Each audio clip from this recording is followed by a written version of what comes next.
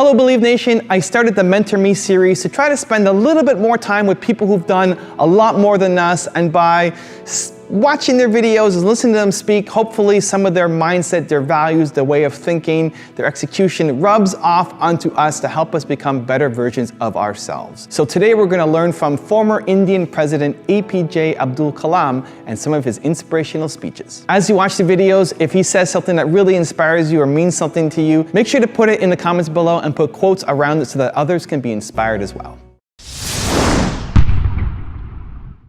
I will give an incident. This is all of you who have assembled here, all of you. Remember this incident. 1979, SLV-3 satellite launch vehicle, I was the project director, mission director. My mission is to put the satellite in the orbit. Thousands of people worked nearly 10 years. I reached the Sriharikota, and it's in the launch pad. Countdown was going on. T-minus 4 minutes, T-minus 5 minutes, T-minus 1 minute, T-minus 40 seconds. Computer put a hold. Don't launch it. Computer says, don't launch it. I am the mission director. I have to take decision. Everything is on. Behind me, there are 6 experts. They saw computer database coming in and screen, and they see the pictures in the screen. They said there's a problem. The problem is there's a leakage in the system, in the control system. But immediately calculation, no problem. We have got sufficient fuel and oxidation for control system. It controls the rocket to the required attitude, and we can go ahead. Now, of course, my expert's view, but I took the decision. Problem is mine. Finally, I took a decision. I bypassed the computer. I launched the system. Okay, I launched the system. This fellow went. First stage worked is a 4-stage rocket, and second stage got mad. It went to spin. Instead of putting the satellite in the orbit, it put in the Bay of Bengal. 1979, it was a failure. It was a failure. First time I experienced my failure. How do you manage the failure? Success I can manage. So at that time, a great man, a great leader, Professor Satish Dhawan, he comes to me. I am very tired working nearly for months. He wakes me up, come, let us go for a press conference. Press is meeting there, like this, number of people, world press, with photos, this and that, all the gadgets, they are there. I was really frightened. I will be the culprit because I am the project director, mission director. What Satish Dhawan said, chairman, Indian Space Research Organization, said, dear friends, we have failed today. It's the first time I have to give all the success. All the failure is, I want to support my technologists and scientists and staff so that next year they succeed. So he took the whole blame himself. And then media asked, you put Bay of Bengal so many crores, you have put it. Like that, a lot of criticism. He received the criticism. He assured them in a year we will succeed with our team. It's a very good team. Next year, here only interesting happened. Next year, July 18th, 1980, when he succeeded, Professor Dhawan said, you go and conduct the press conference. Do you follow what it means? It means when the failure occurred, the leader took it up. When the success came, he gives to his team. You should stand for a culture of excellence. The excellence not by accident. It is a process where an individual continuously strives to better oneself. The performance standards are set by themselves. They work on their dreams with focus and are prepared to take calculated risk and do not get deterred by failures as they move towards their dreams. Then they step up their dreams as they tend to reach the original targets. They strive to work to their potential. In the process, they increase their performance, thereby multiplying further their potential. This is an unending life cycle phenomena, culture of excellence. They are not in competition with anyone else but themselves. That is a culture of excellence. I'm sure each one of you will aspire to become a unique with culture of excellence. So there was a great Indian scientist. He was traveling from London 1930s by ship to Calcutta. When he reached the Calcutta, it was the evening, around 6 o'clock, the sun was setting.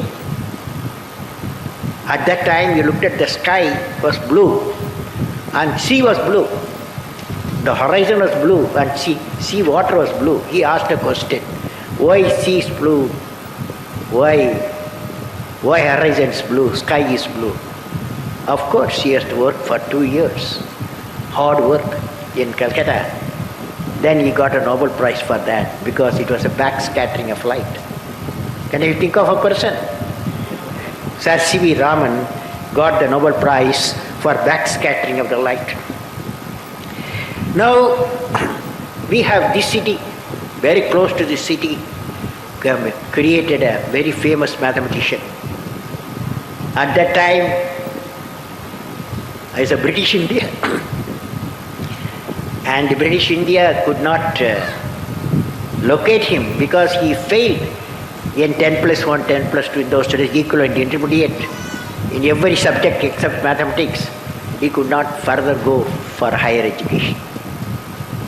But his education, something beyond his brain, a genius, he was a genius.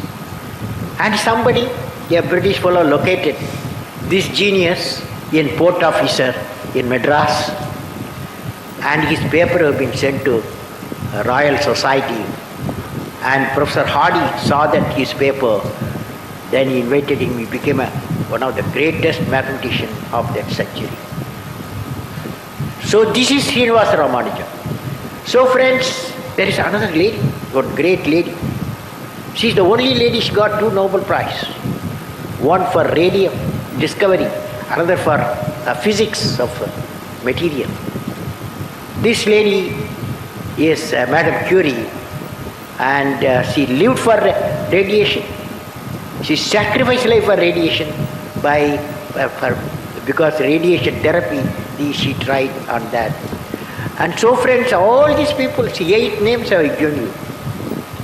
All these 8 names, when I tell the event what they have said, what they have done, immediately when I say that the name of the person, you can relate the immediately action. Every one of you. Thomas Alva Edison, immediately you said bulb and electricity. Alexander Graham Bell, telephone. Immediately you said telephone. Telephone, I said Alexander Graham Bell.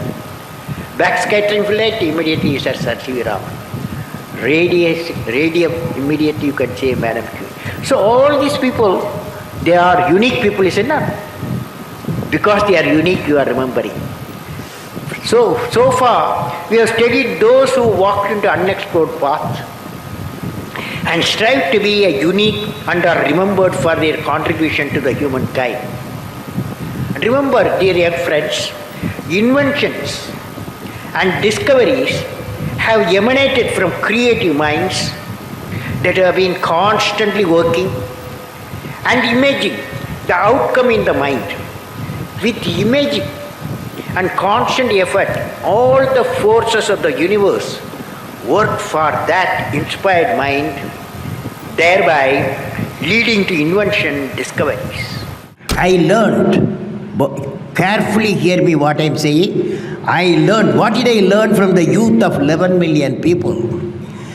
I learned every youth wants to be unique. Every youth wants to be unique. That is you.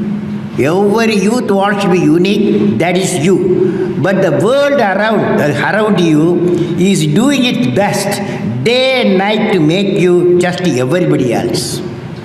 Now, the question is whether you want to be you or everybody else. You? You want to be you? Not everybody else. Now, if the question being like everybody else is convenient, at the first glance, but not satisfying in the long vision. The challenge, therefore, my young friends, is that you have to fight the hardest battle. You have to fight the hardest battle which any human being can ever imagine to fight, and never stop fighting until you arrive at your destined place. That is the unique you. To get the unique you, it's a big battle. The battle means you don't need to take a gun. The battle means you have to have 4 unique things. 4 unique tools you must have in that battle. One is you have to set the goal. The second one is acquire the knowledge continuously. And third one, it's a hard work with the devotion. And fourth is perseverance. These are the tools you have to, for the battle you have to wage. As we say in India, where there is righteousness in the heart, there is beauty in the character. When there is beauty in the character, there is harmony in the home. When there is harmony in the home, there is an order in the nation. When there is order in the nation, there is peace in the world.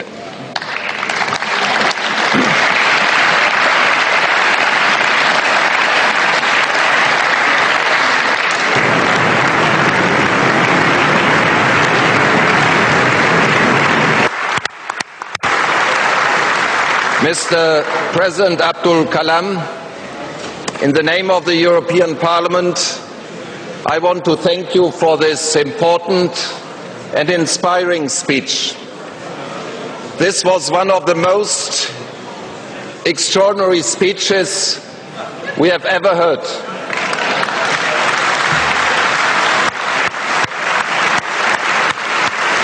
From a statesman, scientist and poet, this is unique.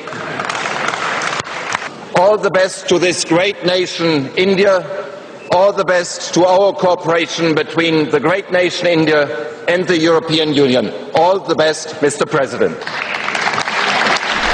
Thank you guys so much for watching. I hope you enjoyed. I'd love to know which of the points resonated most with you. What are you going to change in your life or your business as a result of watching this video? Leave it in the comments below and I will join in the discussion. Finally, I want to give a quick shout out to Evan Sargent. I love your name, Evan, by the way. Evan, thank you so much for buying a copy of my book. It really means a lot to me. For those of you watching, you want a chance at a shout out in a future video, make sure to pick up a copy of the book and email in your receipts so we can keep track. Thank you guys so much for watching. Continue to believe, or whatever your one word is, and I'll see you soon.